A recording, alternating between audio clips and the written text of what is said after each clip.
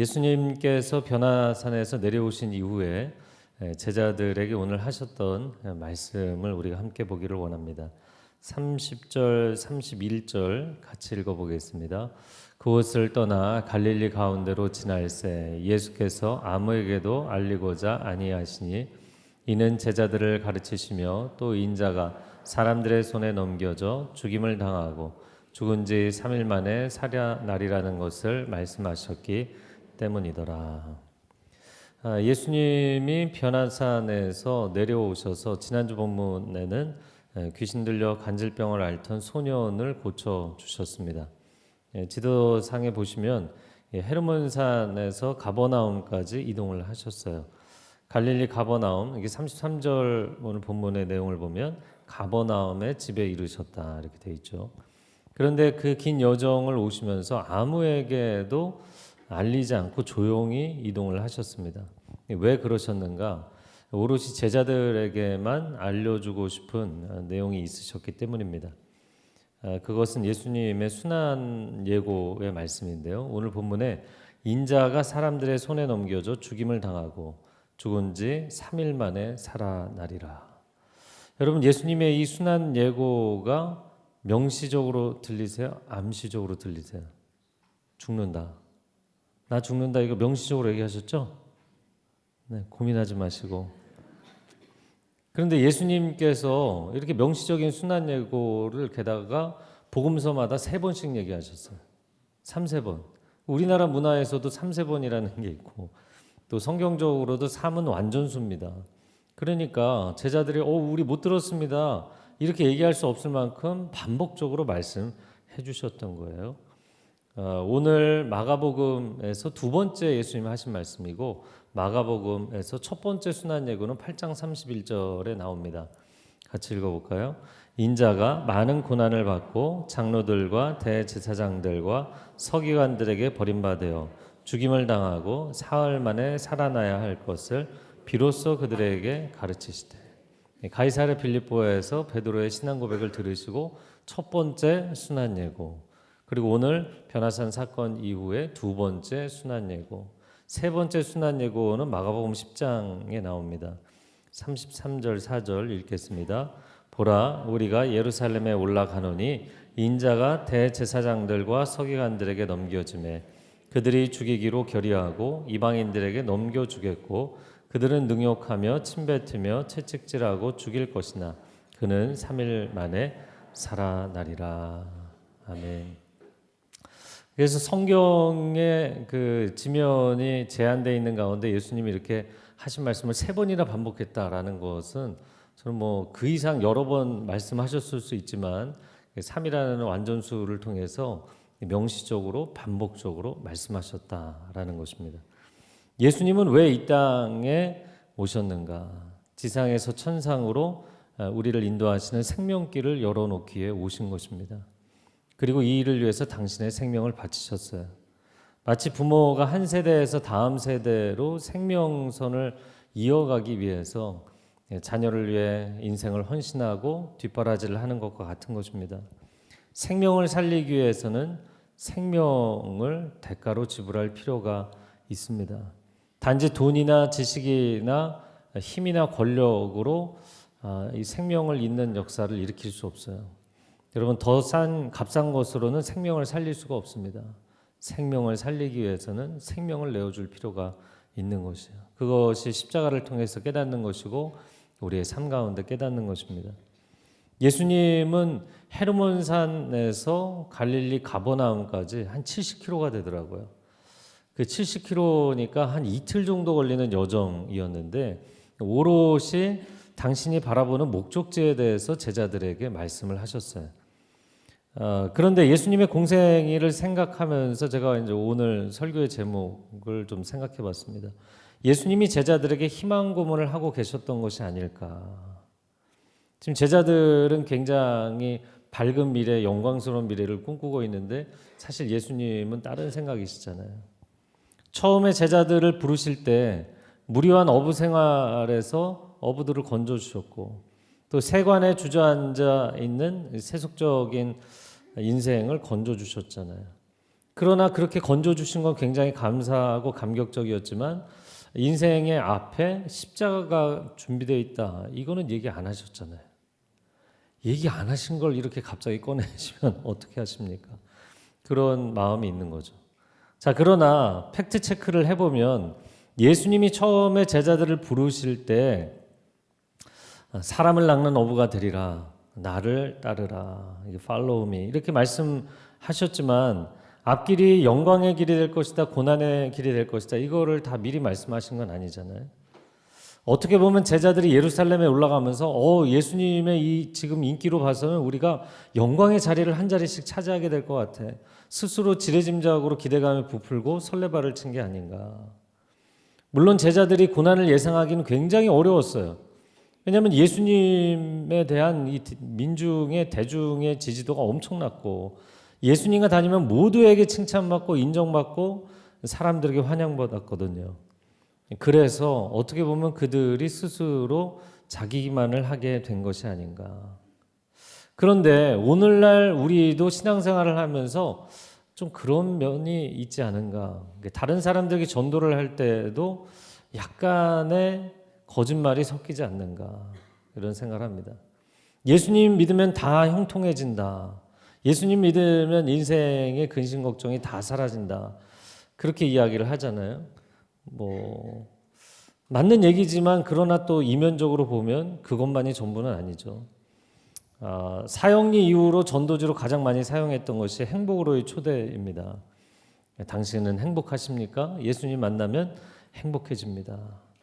근데 정말 예수님을 따라가면 형통할 줄만 알았는데, 행복할 줄만 알았는데 어느 날 예수님이 갑자기 십자가를 꺼내시면서 십자가가 기다리고 있다. 십자가를 져야 된다. 이렇게 얘기하시면 당혹스러운 거예요. 그리고 안 들리는 거예요. 이해가 안 되는 거예요. 성도 여러분, 여러분은 지금 예수님과 같은 곳을 바라보고 계십니까? 예수님은 고난의 십자가를 바라보고 계시는데 제자들은 영광의 보좌를 바라보고 있잖아요. 물론 이 길 끝은 영광의 하나님의 나라로 끝날 것입니다. 우리는 그 나라에서 영원토록 왕노릇할 줄로 믿습니다. 그러나 고난의 십자가를 통과해야만 그 자리에 이룰 수 있다는 것, 이것을 인정할 필요는 있죠. 제가 예전에 비해서 요즘은 주례하는 것을 많이 자제하고 있습니다. 왜냐하면은 이 분당에서는 결혼식을 거의 안 하시고 다 서울에서 하시더라고요. 서울 한번 다녀오는 것이 이 경기도민으로서 굉장히 힘듭니다. 서울 한번 상경하면 왜 이렇게 차들이 복잡하고 많은지. 제가 주례할 때마다 꼭 하는 말이 결혼은 행복을 위해서 하는 것이 아니라 헌신을 위해 하는 것이다. 결혼만 하면 마냥 행복할 것으로 생각하나요? 그렇지 않잖아요. 배우자를 위해서 평생 헌신해야죠. 자녀들을 위해서 평생 헌신해야 됩니다. 그런데 이것이 역설적인 행복이에요. 헌신 뒤에 따라오는 기쁨, 고난 뒤에, 고생 뒤에 따라오는 행복이 훨씬 눈물겹게 감동적인 것입니다. 그래서 성경에서도 로마서의 8장 17절에 이렇게 말씀합니다. 같이 읽어볼까요? 자녀이면 또한 상속자 곧 하나님의 상속자요 그리스도와 함께한 상속자니 우리가 그와 함께 영광을 받기 위하여 고난도 함께 받아야 할 것이니라. 아멘. 네. 영광과 함께 고난도 함께 받아야 한다. 이것이 영적인 원리일 뿐만 아니라 우리 인생의 원리잖아요. 얼마 전에 수능이 있었죠. 우리 자녀들 너무 수고했는데 대학에 들어간다. 그거는 잠깐 행복하고 영광스러운 거지만 그 시간을 위해서 6년, 3년, 3년, 12년의 고생을 하잖아요. 그래서 인생은 긴 서퍼링의 짧은 해피니스, 긴 고생과 짧은 행복인 것 같아요. 자녀들을 키우는 그 과정이 얼마나 수고가 많습니까? 자녀들은 그냥 마냥 좋아하지만 그 자녀들을 다 돌보는 것이 먹이고 재우고 입히고 긴 고생의 시간이죠. 아이들이 재롱을 필 때, 아이들의 인생의 열매가 맺힐 때, 그때 잠깐 행복한 그런 거잖아요. 그러니까 제가 새벽 기도를 하면 한쪽에서는 왜 저에게는 배우자를 안 주십니까? 그래 알았다. 근데 이 사람이 10년 뒤에 반대편에 앉아갖고 하나님 왜 이런 배우자를 주셨습니까? 네가 달라고 하지 않았냐? 이쪽에서는 왜 제게 자녀를 안 주십니까? 또 저쪽에서는 왜 저에게 이런 방황하는 자녀를 주셨습니까? 여러분 인생이 원사이드만 있는 건 없다고요. 고생하지 않고 행복에 이르는 것은 없어요. 여러분 맛있는 음식 하나 먹으려고 해도 집에서 누군가는 30분 1시간 수고를 해야 되잖아요. 아닙니다. 뭐 사 먹으면 됩니다. 그것도 대가지불이 필요하잖아요. 돈이 많아서 나는 대가지불 아니요. 그것도 누군가가 땀을 흘려야 그 돈이 생기는 거잖아요. 고생하지 않고 대가지불이 없이 찾아오는 행복은 없어요. 그게 하나님 만드신 인생의 원리입니다. 예수님이 우리를 희망 고문하시는 것이 아니에요. 사실은 우리가 거짓된 종교적인 자기 체면을 하고 있는 거예요. 돈만 벌면 행복해질 거야. 그런데 돈을 많이 벌어보니까 형제들이 싸우거든요. 가족이 서로를 이용하고 자식을 최고의 학력과 최고의 경력을 쌓아주면 행복할 줄 알았거든요.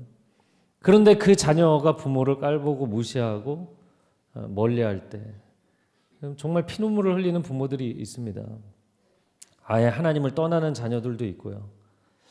예수님은 여러분에게 이런 미래를 약속하신 적이 없어요. 예수님만 믿으면 인생이 다 형통해진다?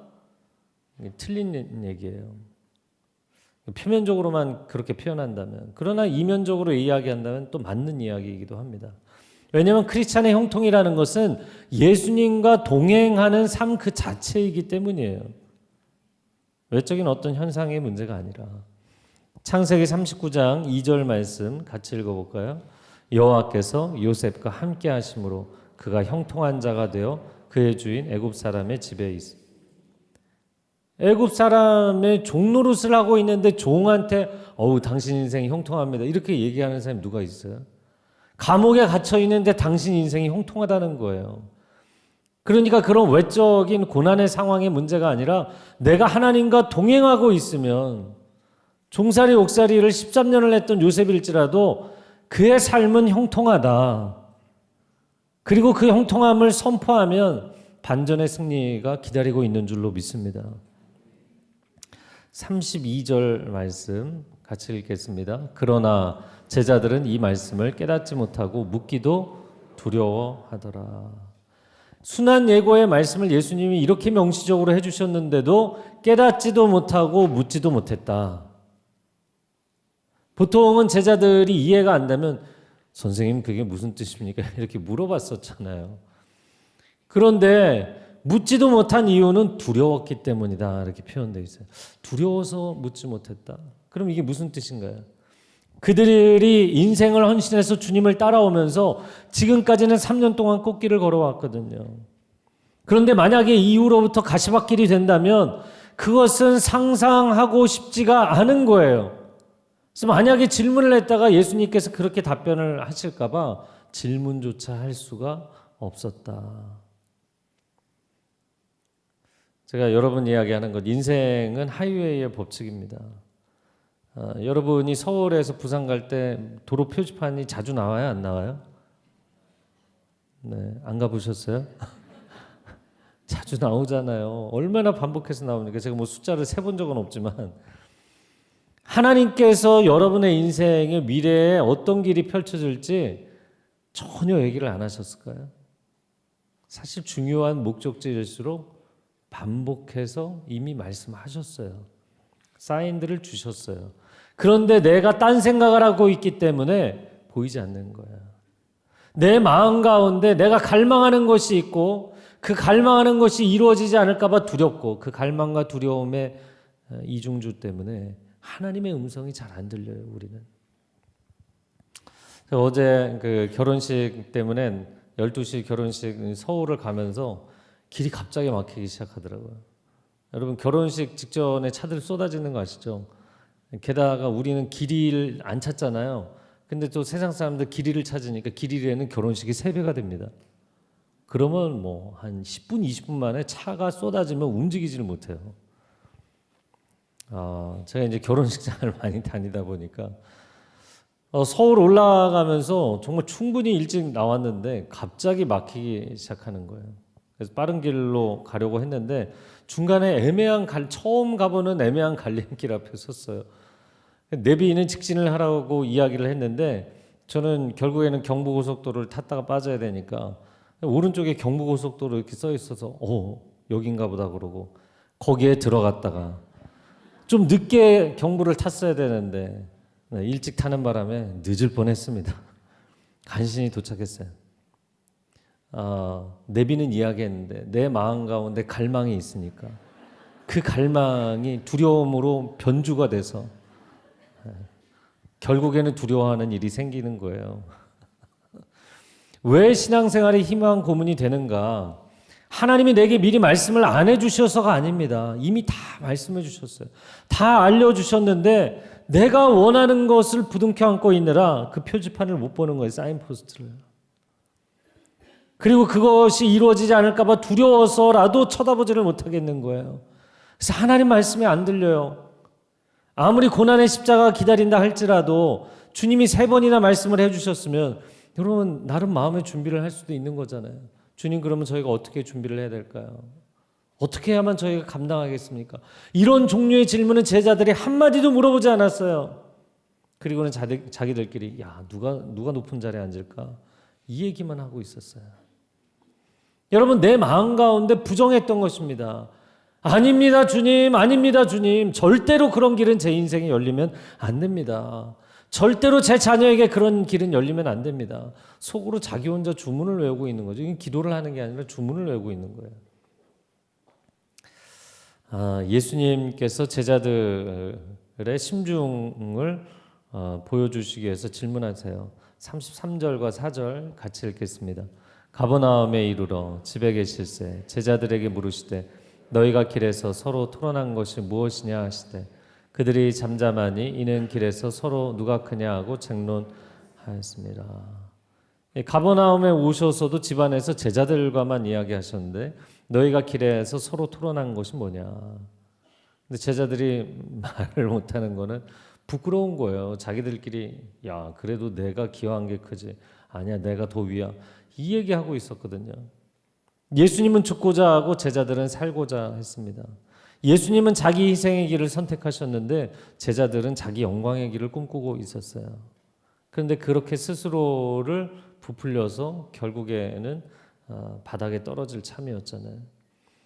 그래서 주님이 말씀해 주시는 것에 집중하지 않았던 것이 안타까운 것이죠. 예수님이 가르쳐 주십니다. 35절 읽겠습니다. 예수께서 앉으사 12제자를 불러서 이르시되 누구든지 첫째가 되고자 하면 무사람의 끝이 되며 무사람을 섬기는 자가 되어야 하리라. 여러분 얼마나 역설적인 얘기입니까? 성경은 역설의 진리로 가득 차 있는 책이에요. 그래서 우리가 인생을 단순 논리로 해석하기 시작하면 여러분 신앙생활 할 수 없습니다. 네, 요셉의 그 종살이를 형통이라고 해석하잖아요. 그런데 그 믿음의 선포대로 반전이 이루어지잖아요. 그냥 겉으로 보이는 것을 전부로 해석한다면 첫째가 되고 싶으면 끝이 되어야 된다. 리더가 되고 싶으면 섬기는 자가 되어야 한다. 왕이신 그분이 섬기는 종으로 오셨잖아요. 그래서 마가복음 10장 45절 우리가 앞으로 볼 구절인데 인자가 예수님이 오신 것은 섬김을 받으려 함이 아니라 도리어 섬기려 하고 자기 목숨을 많은 사람의 대속물로 주기 위해서 오셨다. 주님 왜 그러셔야만 됐습니까? 내가 너희를 진심으로 사랑하기 때문이다. 내가 진심으로 사랑하기 때문에 나는 섬기기를 원하고 내 목숨을 내어주기를 원한다. 그런데 그것이 역설적인 나의 기쁨이다. 그것이 나의 영광이다. 여러분 우리가 이런 역설적인 관점을 갖지 못하면 성경을 보면서 이해 안 되는 구절들이 많아요. 최근에 성경 통독을 하다 이런 질문을 받았어요. 누가 질문했는지 알려고 하지 마세요. 요한복음 15장 7절 우리 같이 읽어볼까요? 너희가 내 안에 거하고 내 말이 너희 안에 거하면 무엇이든지 원하는 대로 구하라. 그리하면 이루리라. 우리가 너무나 귀하게 생각하는 말씀이잖아요. 그런데 이런 질문을 하신 분이 있어요. 이 구절을 읽으면서 취업, 결혼, 연애, 구체적인 목표를 설정하고 노력을 해도 치열한 사회에서 뜻대로 이루어지지 않는 경우도 종종 보이더군요. 희망 고문 이야기를 하는 것보다는 현실적인 조언으로 성도들에게 다그치는 게 더 낫지 않겠습니까? 과연 긍정의 격려 이야기로는 한계가 있지 않겠습니까? 이렇게 질문을 하셨어요. 이거를 이제 다른 사람이 소망을 가졌는데 이루어지지 않는 경우로 얘기하셨고, 본인 이야기도 포함되어 있지 않을까 저는 생각을 해보는데, 저도 누군지 몰라요. 여러분, 예수님의 이 말씀이 원하는 대로 구하라 그리하면 이루리라, 이 말씀이 희망 고문이라면 이분이 얘기한 것처럼 차라리 열심히 노력하며 살아라 이렇게 다그치는 거는 그건 희망 고문 아닐까요? 여러분이 정말 애쓰고 노력하면 다 이루어지던가요? 애쓰고 노력하면 다 이루어진다. 그것도 어나더 사이드의 희망 고문 아니겠어요? 인간이 노력한 것으로 모든 것을 다 이룰 수 없습니다.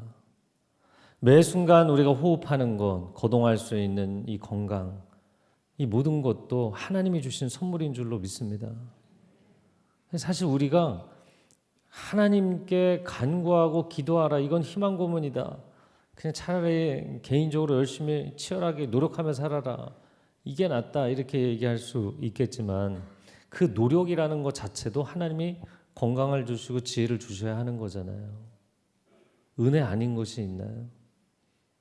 그래서 제가 이분에게 노력을 하지 말라는 게 아닙니다. 은혜를 구하시라는 겁니다. 저를 한번 따라해 보세요. 나의 최선과 하나님의 은혜, 이 두 가지가 다 필요한 거예요. 주님은 인생과 역사를 주관하시는 분입니다. 내가 아무리 노력해도, 내가 원하는 것을 위해서 아무리 애를 써도 그분이 허락해 주시고 선사해 주셔야만 그것이 이루어지기 때문이에요. 그리고 나서 제가 성경에서 여러 가지 예시를 통해 말씀을 드렸어요. 신앙이 정말 희망 고문이라고 생각하십니까? 기도가 정말 희망 고문이라고 생각하십니까? 예수님이 해주신 이 말씀이 정말 희망 고문이라고 생각하십니까? 그렇다면 하나님이 아브라함에게 아들 주시겠다고 약속하시고 25년 동안 안 주셨던 그 시간이 단순히 희망 고문이었습니까? 하나님이 요셉에게 꿈을 주시고 13년 동안 종살이 옥살이를 시키시며 꿈을 이루어주지 않으셨던 그 시간이 이게 희망 고문이라고 생각하십니까? 다윗이 기름 부음을 받고 왕이 될 거라는 기름 부음을 받고 광야에서 10년, 남유다에서 7년 반을 기다렸는데 그 시간이 단순히 희망 고문이라고 말할 수는 없지 않습니까? 결국에는 하나님의 꿈이 이루어졌잖아요. 모세에게 동족을 건질 열정을 주셨는데 40년 동안 미디안 광야에서 죽은 것처럼 지냈던 시간이 희망 고문이라고 볼 수도 있겠지만 결코 그렇게 말할 수 없는 반전의 결과가 나온 거잖아요. 사도 바울이 도시마다 다니면서 온갖 박해와 반대와 고문을 당하면서도 온 민족에 복음을 전하고 하나님의 나라가 전 세계에 펼쳐질 비전을 보았는데 그게 만약에 그게 하나님께서 바울에게 주신 희망 고문이었다면 어떻게 로마 제국은 300년 뒤에 기독교 국가가 되었겠어요? 예수님의 십자가도 마찬가지입니다. 하나님의 아들이 인간을 사랑하셔서 구원하시려는 희망을 품으셔서 자기 자신을 십자가에 내어주시는 고문을 하신 거잖아요. 그렇게 비참하게 희생되신 것이 희망 고문이라고 생각을 한다면 그러면 우리가 받은 구원은 무엇인가요? 성령님께서 우리에게 임하셔서 우리를 거룩한 하나님의 자녀로 성화시켜 주기를 원하신다. 그 약속하신 것이 말이나 될 법한 얘기인가? 이 가능하겠어요? 여러분, 우리가 우리 자신을 볼 때 여전히 한참 심각한 죄인들이잖아요. 그러나 그것을 단지 희망 고문이라고 말할 수 없는 것은 천국 가는 그날 우리가 영광의 형상으로 변화될 것인데 그것이 성취되는 그날, 하나님의 약속이 성취되는 그날, 이거는 진짜였구나. 그 희망 고문이라고 얘기할 수 없는 거잖아요. 실존주의 철학자였던 니체가 이 사람 상당한 비관론자였거든요. 이런 이야기를 했어요. 희망은 모든 악 중에서도 가장 나쁜 악이다. 그것은 인간의 고통을 연장시킬 뿐이기 때문이다. 인간이 소망하는 것은 결국에 오지 않고 그냥 소망만 품는 그 고통의 시간, 이루어지지 않는 그 긴장감의 시간만 늘여놓을 뿐이다. 여러분 정말 그런가요? 하나님은 약속을 지키시는 하나님이십니다. 그리고 그 약속이 이루어지는 날 우리는 희망 고문을 당한 것이 아니라 고진감래를 경험하게 될 줄로 믿습니다. 십자가의 고난 뒤에 있는 부활의 영광이 있고 하나님 나라의 승리의 영광이 있는 줄로 믿습니다. 부정적이고 비관론적이었던 니체는 마지막 생을 정신병원에서 마감했잖아요. 비관주의적 관점이 그를 비관적인 인생으로 만들지 않았나요? 예수님은 십자가를 지셨지만 우리가 생각할 땐 말도 안 되는 낙관론을 얘기하신 거잖아요. 그런데 그대로 됐잖아요. 최근에 한 청년을 만났어요. 제가 여호사 청년부에 있을 때 참 열심히 하던 청년인데 그 청년을 보면 눈빛이 살아있고 영혼이 반짝반짝 빛나는 사람이에요. 옆에서 누가 좀 튄다고 시기 질투를 해도 전혀 기죽지 않고 그냥 자신의 그 밝은 에너지로 주변에 있는 사람들을 다 밝게 변화시키는 그런 훌륭한 청년이었어요. 근데 이 청년이 결혼을 하고 팬데믹 기간을 지나면서 기다림의 시간을 가졌더라고요.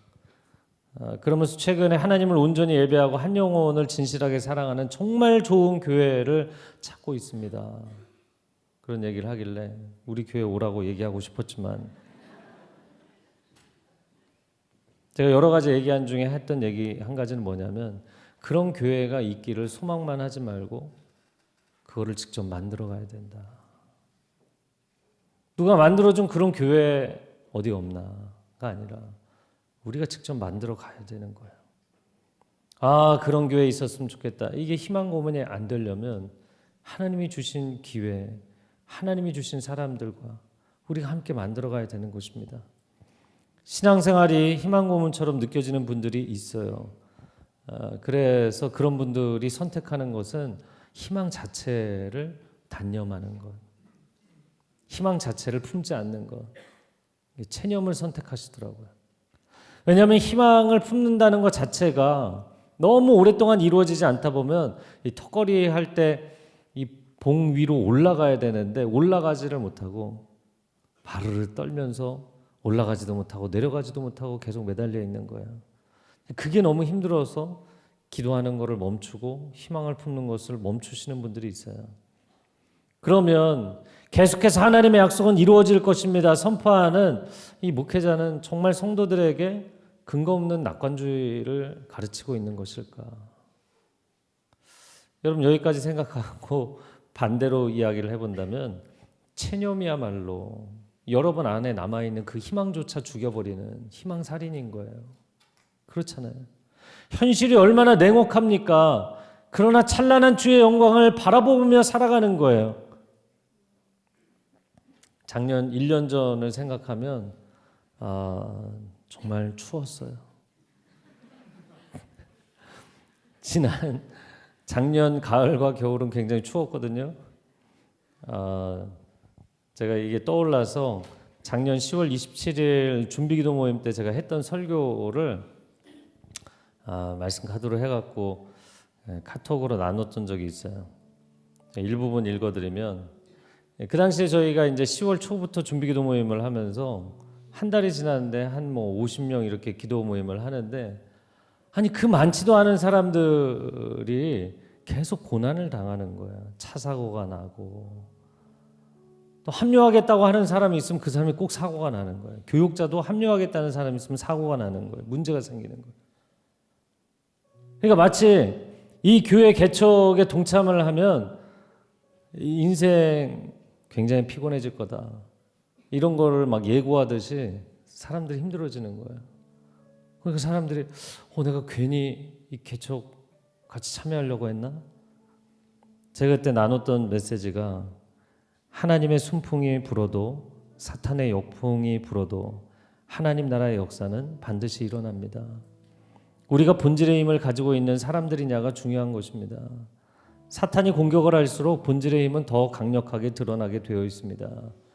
인생의 개인적인 고난을 경험할 때도, 공동체의 시대적인 고난을 경험할 때도 바람이 너무 세게 부는 것을 걱정하지 마십시오.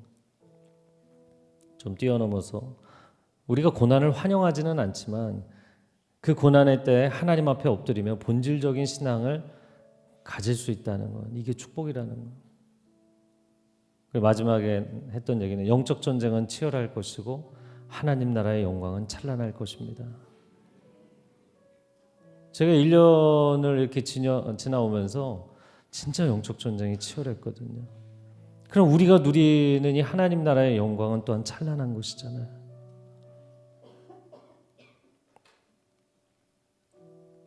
최근에 한 성도님이 300개의 교회가 정말 가능할까? 이걸 혼자 물어보셨대요. 그러면서 예배를 드리면서 같이 예배 드리는 성도님들을 보니까 이분들이 다 성령 충만한 사명자들이 되면 이 가능하겠다. 저는 누차 말씀드리지만 전혀 걱정하지 않아요. 제가 그거를 갈망하거나 제가 그거를 갈망하기 때문에 두려워하는 것이 아니라 하나님이 원하시는 것을 갈망하시는 것은 비교할 수 없다고 생각하기 때문에 저는 그분이 원하시는 것을 따라갈 뿐입니다. 3개가 됐든 30개가 됐든 300개가 됐든 그것은 오직 성령의 능력으로 가능할 줄로 믿습니다. 하나님의 꿈은 하나님이 이루어 가시는 거예요. 오늘날 교회가 부흥하는 것이, 개척을 해서 교회가 부흥하는 것이 가능하겠는가? 자랑스러운 영광스러운 크리스찬으로 오히려 세상 사람들에게 칭찬까지 받아가면서 살아가는 것이 가능하겠는가? 이미 다 틀렸다. 시대적으로 그것은 불가능하다. 폐색이 짙다. 여러분, 이 얘기를 누가 하냐고요? 하나님이 여러분에게 해주셨나요? 이거 다 사탄이 속삭이는 말이잖아요. 제가 두려움 너머의 삶에서도 이야기했던 거지만 사탄의 거짓말에 우리가 왜 속는 줄 아세요? 상당히 설득력이 있기 때문에. 현실 판단에서 시작하니까. 그래서 개척에 대해서 굉장히 많은 목회자들이 그냥 포기하고 접고 말아버립니다. 하나님 나라 역사가 이루어지지 않을 거라고 생각해요. 복음과 말씀과 기도와 예배와 하나님의 임재만 있으면 영혼들은 치유되고 변화될 줄로 믿습니다. 그런데 그 본질을 찾지 않고 이상한 이런저런 프로그램들을 해야 된다고 생각해요. 아니요. 오직 주님만이 소망이십니다. 오직 주님만이 소망이십니다. 그래서 생각을 해보니까 그게 되기나 하겠어? 그게 말이나 되는 얘기야? 하나님이 너희를 희망 고문하고 계시는 거야. 이 얘기를 하는 사탄이 사실 희망 고문을 하고 있는 거더라고요. 끊임없이 거짓말을 하는 거야. 우리가 가진 희망을 희화시켜서 날아가 버리게 만드는 거예요. 아니요, 하나님은 하나님의 약속을 지키시고 하나님은 하나님의 꿈을 이루실 줄로 믿습니다. 희망 고문이라는 단어를 영어로는 어떻게 표현할까 찾아봤더니 이게 false hope, 헛된 희망, 거짓된 희망이라는 거죠. 희망은 가졌는데 결과가 이루어지지 않는. 그런데 하나님께서 우리에게 주시는 소망은 고진감래, 고난 뒤에 찾아오는, 고난 뒤에 이루어지는 true hope, 참된 소망인 줄로 믿습니다. 하나님은 우리에게 말씀하십니다. 나는 너를 희망 고문하려는 게 아니다. 나는 내가 정말 참 소망에 이르기를 원한다. 그런데 그 참 소망에 이르기 원하는 사람이라면 십자가의 고난의 과정을 통과해야 한다고. 왜 처음부터 얘기 안 해주셨습니까? 처음부터 얘기하면 따라갈까요? 우리가 인생의 전체 로드맵을 다 얘기해주면 따라갈까요?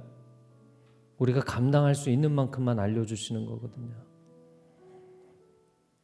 고난의 파도를 뚫고 소망의 항구에 이르는 하나님의 사람들이 될지어다. 고난의 파도를 뚫고 소망의 항구에 이르는 하나님의 사람들이 될지어다. 소망의 항구에 이르리라는 믿음이 있다면 배를 띄우는 거예요. 파도를 두려워하지 않고 여기 이쪽 해안에 갇혀서 지내는 것이 아니라 하나님의 인도하심을 신뢰하고 배를 띄워서 소망의 항구로 나아가는 믿음의 사람들이 되시기를 축복합니다. 함께 기도하겠습니다.